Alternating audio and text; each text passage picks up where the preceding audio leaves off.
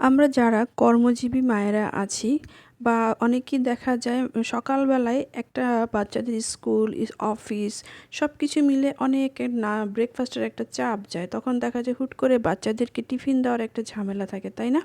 এই দেখেন চটজলদি একটা এমন একটা আমি জেলি বানিয়ে নিয়েছি, জেলি বলতে পারেন সসও বলতে পারেন, সস বানিয়ে রেডি করে রেখে দিয়েছি। এটা জাস্ট একটু ব্রেডে বা যে কোনো একটা বনের ভিতরে যদি আপনারা একটু মাখিয়ে দিয়ে দেন, বাচ্চার হুটহাট একটা টিফিন হয়ে যায়। চলুন দেখি কিভাবে। আমি এখানে হাফ কেজির মতো বাদাম ভালো মতো পরিষ্কার করে ধুয়ে নিয়েছি।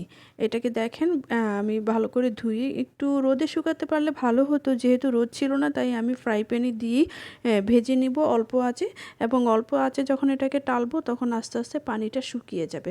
তবে এটা বেটার হয় যদি রোদের আলোতে এই পানিটা শুকিয়ে নেওয়া যায়, যেহেতু ঢাকা শহরে থাকি, রোদ দেখা যায় না বা পাওয়া যায় না, ফ্ল্যাটে আসে না, তাই আমাদেরকে এভাবেই শুকিয়ে নিতে হবে। দেন এই তো আমি খুবই অল্প আছে এবং খুব সময় নিয়ে আস্তে আস্তে এটাকে ভাজতে হবে।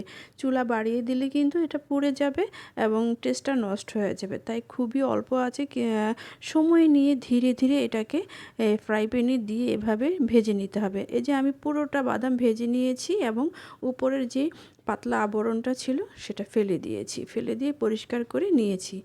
এই তো আমি এখন এটাকে দেখেন আমি যখন রেডি করে রেখেছিলাম আমার বাচ্চারা এমনিতেই খেয়ে ফেলেছে, তাই এতটুকুই রয়েছে, আমি এতটুকু দিয়ে তৈরি করব ভেবেছিলাম। হাফ কেজি দিয়ে পুরোটা দিয়ে তৈরি করে রেখে দিব জেলিটা, কিন্তু যখন আমি রেডি এইভাবে প্রসেস করে রেখেছিলাম বাচ্চারা বা ঘরের অন্যান্য সবাই খেয়ে ফেলেছে, কি আর করা, এতটুকু দিয়ে তৈরি করব। এখন আমি ওই হাফ বাটি বাদাম আমি একটা ব্লেন্ডারের মিক্সচারে নিয়ে নিলাম।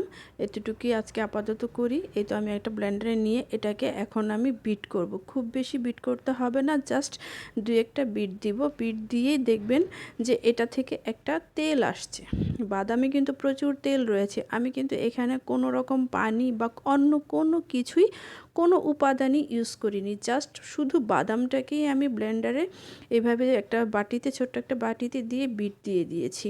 এভাবে বিট দিবেন, একটু থেমে থেমে বিট দিবেন, দেখবেন যে মোটামুটি এটা মসৃণ হয়ে গিয়েছে। যখন মসৃণ হয়ে আসবে মোটামুটি, তখন আমি জাস্ট আরেকটা উপকরণ মিক্স করেছি, সেটা হলো গুঁড়ো দুধ। আমি 2 টেবিল চামচ গুঁড়ো দুধ দিয়েছি, যেহেতু এখানে বাদামের পরিমাণটা কম তাই আমি দুধটাও কম অ্যাড করেছি। আপনারা যদি অ্যাড করেন অবশ্যই বাদামের পরিমাণটা দেখে দেখে দুধটা ওভাবে অ্যাড করবেন। যেহেতু আমি এখানে হাফ বাটি বাদাম নিয়েছি তাই আমি জাস্ট 2 টেবিল চামচ ইউজ করেছি। এই দেখেন এত সুন্দর হয়েছে। আমি ওই দুধটা সহ আবার বিট করে নিয়েছি, বাদামটাকে ব্লেন্ড করে নিয়েছি।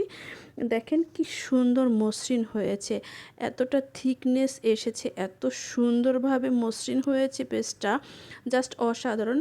এটা যে কোনো রুটির সঙ্গে, ব্রেডের সঙ্গে খেতে কিন্তু অসাধারণ লাগে, জাস্ট আর কিছুই লাগে না। আমি কিন্তু জাস্ট এখানে এই দুটো উপকরণ ইউজ করেছি, অন্য কোনো কিছুই আমি অ্যাড করিনি। এটা আপনারা অনেক দিন নর্মালেও রাখতে পারবেন, ফ্রিজে রাখলেও প্রায় 2-3 মাস রেখে আপনারা এটা ইউজ করতে পারবেন, কোনো রকম কিছু হবে না। ধন্যবাদ সবাইকে, ভালো লাগলে অবশ্যই জানাবেন। বাই।